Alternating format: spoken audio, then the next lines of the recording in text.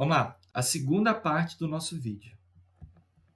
Eu tinha falado aqui sobre a população. Então, como eu estava falando anteriormente, existem alguns fatores que vão favorecer para que áreas sejam mais habitadas do que outras. Como eu falei, economia, vegetação, relevo. Se um relevo ele é muito acidentado, logo, menos pessoas vivendo. Geralmente, a população tende a ficar em áreas mais planas para facilitar a habitação, o plantio. Áreas com clima mais ameno, aqui ó, o litoral, ó, o clima mais ameno, tende a ter uma maior concentração populacional. E logo também essas áreas aqui vão ser as áreas com maior desenvolvimento econômico. Aqui eu já tenho ó, o extremo norte da América, é uma região próxima à região polar, extremamente frio. Logo, não vai propiciar uma concentração populacional muito grande, nem aqui ó, no extremo sul do Chile, tá ok? E também existem áreas desérticas, que também vão ser áreas que vão dificultar a fixação da população. Divisão política da América. Então, a América ela vai ser dividida em América do Norte. Vamos lá, primeira coisa. A divisão política. Quando eu falo divisão política, é divisão dos países. América do Norte, ela vai ser México, Estados Unidos e Canadá. Lembrando, aqui é interessante que nesse contexto eu tenho o NAFTA, que é talvez o bloco é o bloco econômico mais desenvolvido da América, que é o bloco que compreende Canadá, Estados Unidos e México. Isso a gente já até falou nas aulas anteriores sobre o NAFTA. Eu tenho dois países desenvolvidos aqui, Canadá e Estados Unidos. São países com uma economia desenvolvida. E eu tenho o México, que é um país de colonização por exploração e é considerado de economia emergente. Já o Canadá e os Estados Unidos são países colonizados por povoamento e com economia emergente, perdão, economia desenvolvida. Como que isso acontece, gente? Quando a colonização é por povoamento, o objetivo da metrópole é promover o desenvolvimento da colônia. Isso facilitou o desenvolvimento econômico desses dois países. Já quando um país ele é povoado por exploração, não há um objetivo da metrópole de promover o desenvolvimento econômico da colônia. Pelo contrário, a metrópole tende a explorar cada vez mais os recursos naturais e financeiros da colônia com o objetivo de acúmulo de riquezas. Por isso que México e os demais países da América Latina, por terem sido colonizados por exploração, eles são conhecidos como países de economia ou emergente, que é o caso do México, ou subdesenvolvida, que é o caso de demais países, fora Brasil e Argentina, que também são países emergentes. Divisão política da América Central. Olha que legal. Aqui eu tenho a América Central, que vai de Guatemala até o Panamá. E eu tenho uma grande quantidade de ilhas, um arquipélago bem grande, com ilhas maiores e ilhas menores. Eu quero que vocês atentem a isso. Aqui, Cuba vai ser a maior ilha da América Central. Depois eu tenho Porto Príncipe, tenho República Dominicana, eu tenho Porto Rico que pertence aos Estados Unidos, e eu tenho Kingston, também pertence aos Estados Unidos.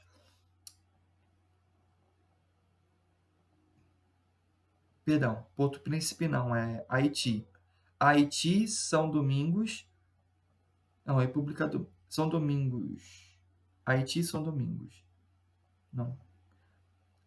Haiti e República Dominicana. Desculpa, pessoal. Haiti e República Dominicana. Vamos lá. Então, aqui eu tenho países que estão conectados. Atenção, eu tenho países que estão conectados aos demais países da América, e eu tenho países que são insulares, ou ilhas também que são. Ilhas. Países insulares são ilhas. Então, aqui eu tenho países istmicos e países insulares. O que é istmico e o que é insular? Eu já falei insular. Insular são ilhas. Aqui, nesse caso, pode ser subdividido em Grandes Antilhas, aqui, ó, Grandes Antilhas e Pequenas Antilhas, ou seja, grandes ilhas e pequenas ilhas. Então, a América Central, ela pode ser subdividida em América Central istmica e América Central insular, tá? É a subdivisão da América Central. Já na América Central insular, ela também pode ser subdividida em grandes ou pequenas Antilhas, grandes ou pequenas ilhas. Então, aqui eu tenho grandes Antilhas e pequenas Antilhas. O que seria istmico? Istmico é esse aqui, ó. É essa conexão. É um estreito que vai conectar o México à Colômbia.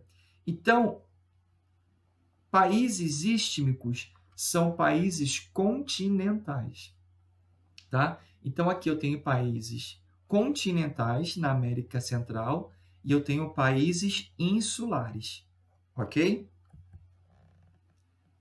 Todos os países da América Central são considerados países subdesenvolvidos. Agora, divisão política da América do Sul. Vamos lá, deixa eu só beber um pouquinho de água aqui. Então, vai aqui, ó.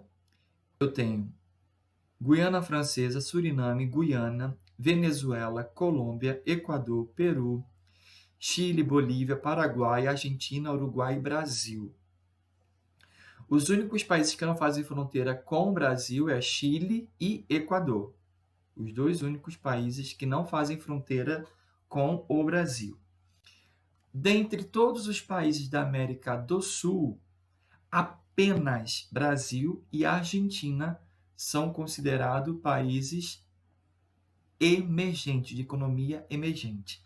Outra coisa importante, na América do Sul, temos o chamado Bloco Econômico Mercosul, que é formado pelo Brasil, Argentina, Paraguai e Uruguai. Estes são os países membros, mas temos países associados, Chile, Bolívia, Peru, os demais países, tirando Venezuela, salvo engano, Guiana Francesa, Suriname e Guiana. Os demais países são associados, ou seja, países associados, eles podem usufruir dos benefícios do blocos econômicos, mas eles não têm poder de decisão como o Brasil, Paraguai, Argentina e Uruguai, que são países membros do Mercosul. E os países emergentes que eu falei, Brasil, Argentina, e os demais países são considerados subdesenvolvidos. Clima. Vamos falar sobre o clima. A possibilidade do tamanho latitudinal, ou seja, por ele ser de grande extensão latitudinal, isso vai favorecer para que o continente americano ele tenha uma diversidade climática e, logo, se tem uma diversidade de clima, tem também de vegetação muito grande. É praticamente possível encontrar quase todos os tipos de clima e quase todos os tipos de clima e quase todos os tipos de vegetação dentro do território americano. Por que isso é possível? Pela seu grande tamanho ou grande dimensão latitudinal, ou seja, ele é extenso de norte ao sul. Ele vai compreender praticamente quase todas as zonas climáticas. Ele vai compreender a zona climática polar do norte, temperada do norte, tropical, temperada do sul. Só não vai compreender a polar do sul.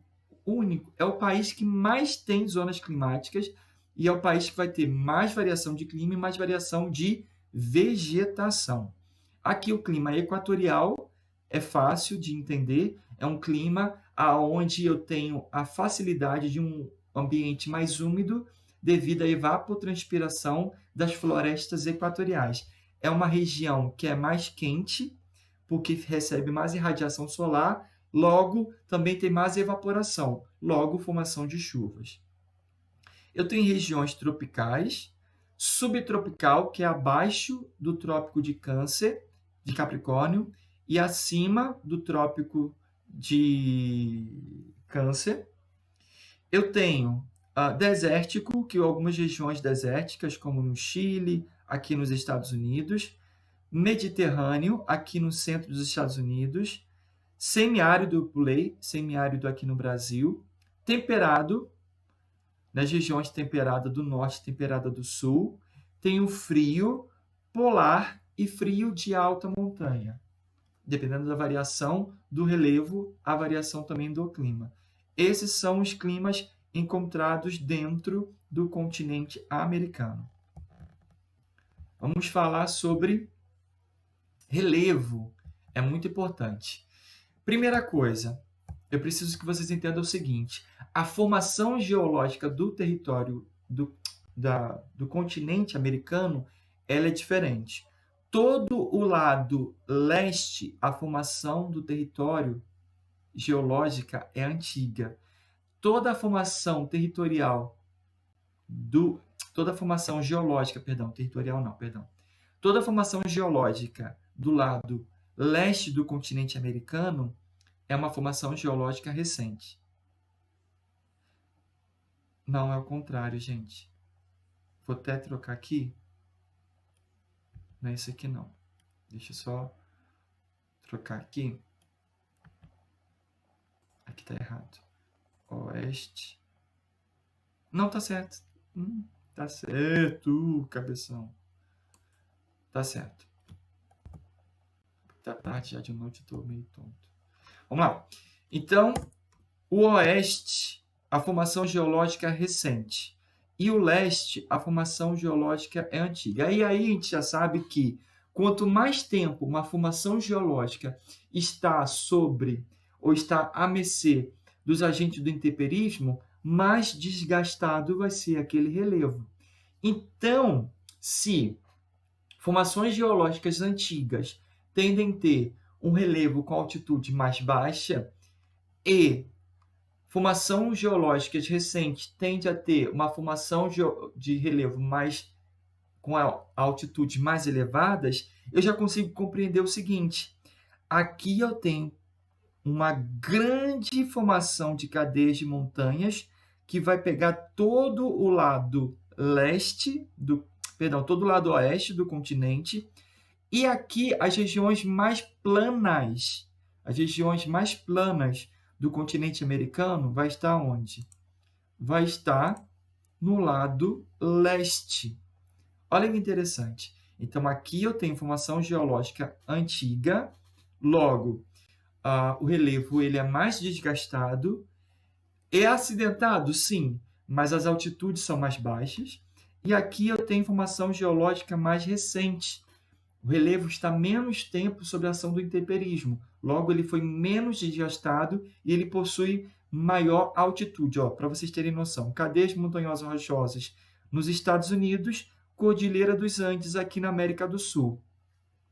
Aqui, lembra que eu falei sobre o relevo, sobre a ocupação territorial? Então, essas regiões montanhosas vão ser regiões onde eu tenho menos concentração populacional, e essas regiões mais planas ao leste, eu vou ter maior concentração populacional.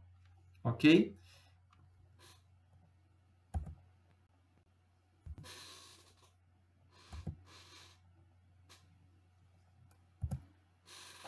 Vegetação. E a vegetação, ela está muito ligada ao clima.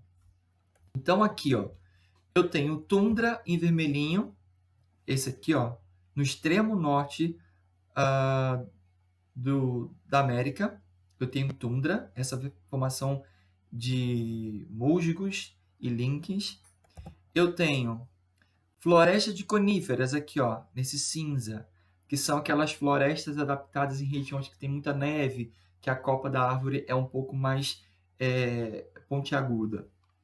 Eu tenho floresta temperada em cinza claro, é aquela floresta que durante o verão ela fica bem verdinha e durante o outono as folhas vão ficando vermelhadas e vão caindo.